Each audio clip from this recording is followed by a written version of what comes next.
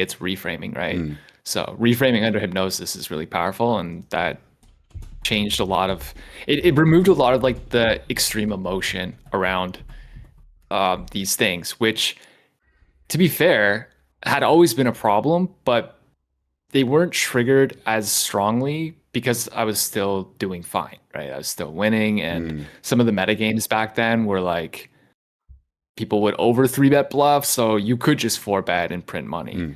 Nowadays, people are more balanced, or maybe even on the tighter side, so you're gonna run into trouble if you start spewing it off.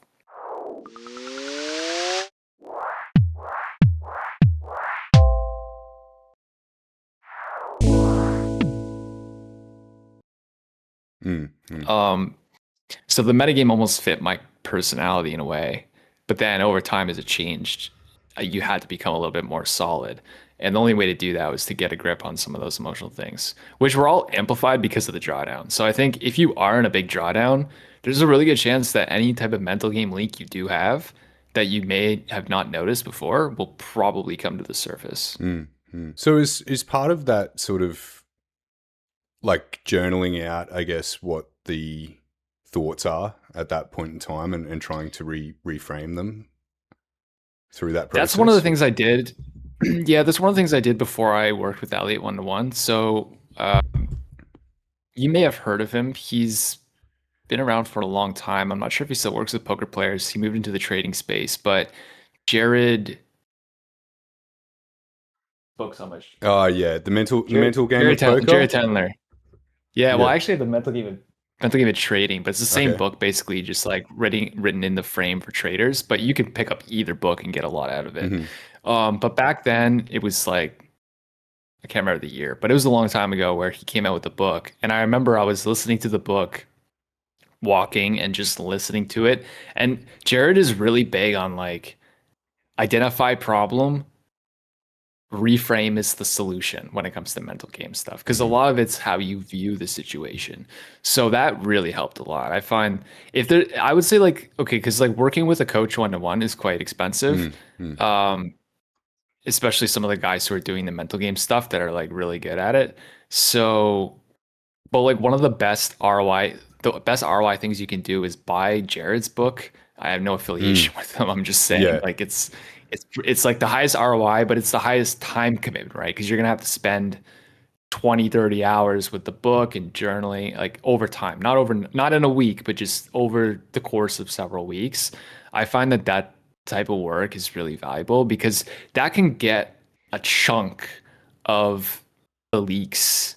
At least you're aware of them, like self-awareness being the most important thing, because then when you're playing, you can see yourself almost like you're watching yourself play when you're in the moment, and you can recognize, oh, this guy 3-bet me and I feel like combative about it, instead of just looking at it as, okay, I've been 3-bet.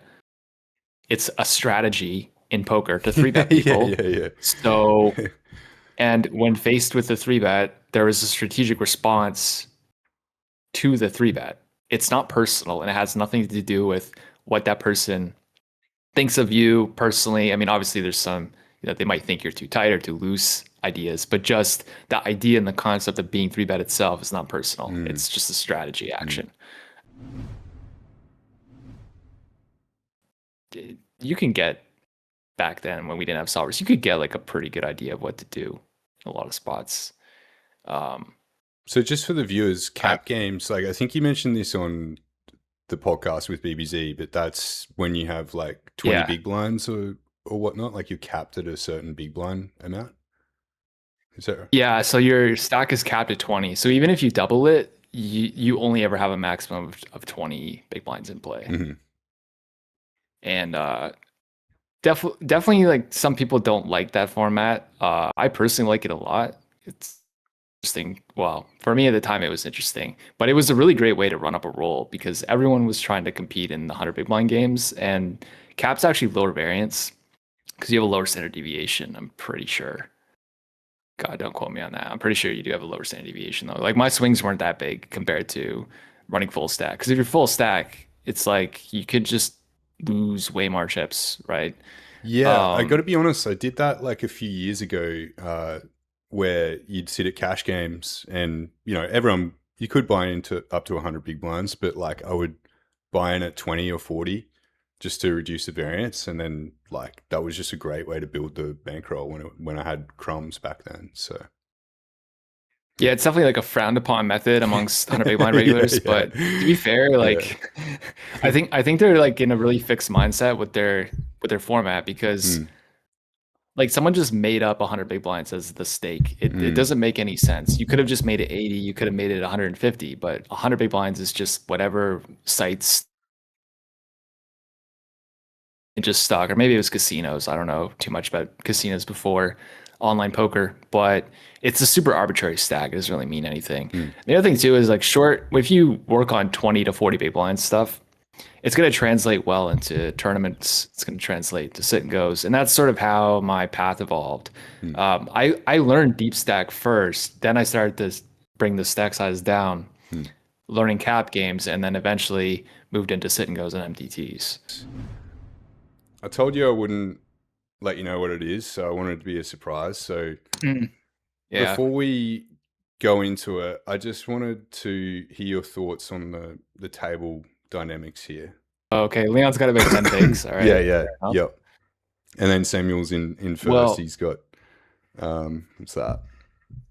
Sam can basically do whatever he wants to an extent, although he is opening to the shortest stack, so he's going to be a little bit restricted based on the stack being the shortest, I would think.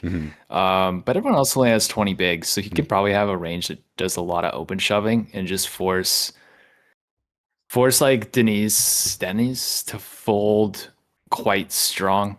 Like if he open shoves something like King 4 suited and Dennis has 10s, he's not gonna be able to call. Some offsuit, some suited ace X can just open shove here.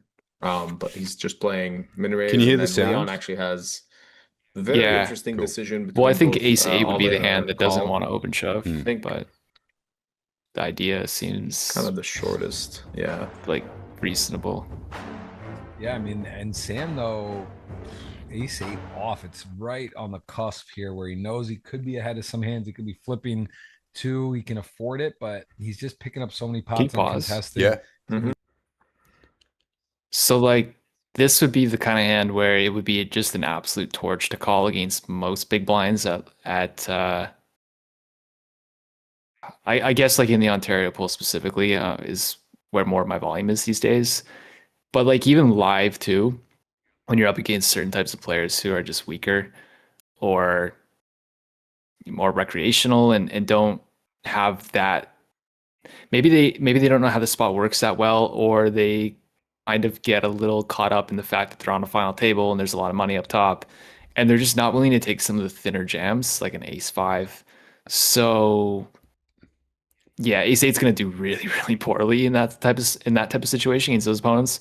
But against the more aggressive guys or the more studied guys, I guess it's close because Sam should be opening really wide, right? So he can't just raise fold. I mean, he could, but he's probably not going to just raise fold virtually everything he opens to the top of his range. So it's kind of like that fringy hand where if Leon is aggressive enough, maybe it's a call, but I don't know. It's rough. Let's put it that way. Sure. Dominate here, handful 2. It's starts getting into a close math equation. Extra 2, 520 in the middle, right? Besides that one. Yeah, no, that makes a ton of sense. So he's got his to win 4. It's pretty close. Probably calling 1.4. So he does end up flicking it in. And and he probably figures that Leon is aggressive enough in the big blind that it's gonna make a small amount to call. In terms of like constructing the range, this is what I would expect, like polarized. Sort of polarized open, blocker heavy because of the short stack in the big blind. And then, so we've looked at like the hijack strategy. We can see obviously versus that open, everyone's playing incredibly tight and just playing pretty much a raise or fold strategy. And then when we get down the big blind, we can see, you know, it's fairly wide, his rejam. To your point, I agree. I don't think a lot of players are hitting these frequencies or Even Yeah, you know this cut stuff those down out, here. cut the suited kings. Even like And even like even that yeah, stuff. you got it. Yeah. And even Yeah. down here, like I mean, I think people are just more linear in general with their 3-bet jam here. But what's interesting is that, you know, when he does 3-bet jam this range, and you can see King Queen suited is pretty much flatting, although the equity to jam is pretty much the same. And yeah, Ace 8 is in there. Nailed So it. like, I was like, these guys are so good. These guys are so good. I would have folded. Yeah. But like population read, it's probably just a fold against almost everybody anyway. Yeah. But yeah, if you're playing against a player who understands how the spot works and is going to jam wide enough, Yeah. then well, Yeah. you got to call. You know, especially softer games, a lot of the games I play in when they don't have these open jams. And Yeah, those are good sims to run. yeah, and when we look at that, Yeah, it just becomes incredibly I linear. run a lot of these. Yeah. Yeah, you see a lot. I call it the high and tight resteal, where it's just you sort of disregard the more, I guess, polarized aspect of it, and you just 3-bet like high card heavy. All right, so you were going limp? Yep. Nice. Okay, so it's on me. Adrian Mateos, Ace 8-0. You actually have the harder one. Yeah, yeah. Although I probably would have went raise. I thought this spot would be like mostly raising, right? Yeah, like.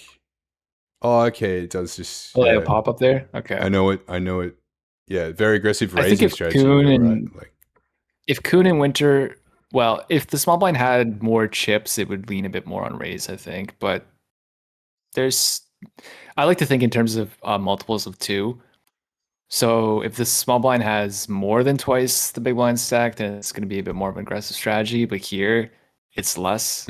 So now we're starting to lean more into a bit of a passive approach. And if it's like, or I guess multiples of 1, really, because if it's 3 times, now it's a situation where you can really, really cap the pressure. Because losing pots when you have 3x's stack, it's not going to diminish your position in the tournament. But here, if you lose a pot against the big blind, he may very well overtake you. How you structure your games is super important. yeah. And what I mean is, like, I actually had a situation where I was playing sit and goes on my own time, and I was playing low stakes MTTs on my own time, but I had the highest buy-ins on a stake. So it was like I was able to just play through, because I've gone on some stretches where I broke even for 6 months on the higher buy-ins, but I was still making money and paying bills along the way. So I call it the barbell strategy, where you're mostly playing lower stakes games, but then you're using them to kind of offset or to pay your income from the higher stakes games. All right. Well, yeah. Thanks heaps for coming on, Ryan. It's been really fun.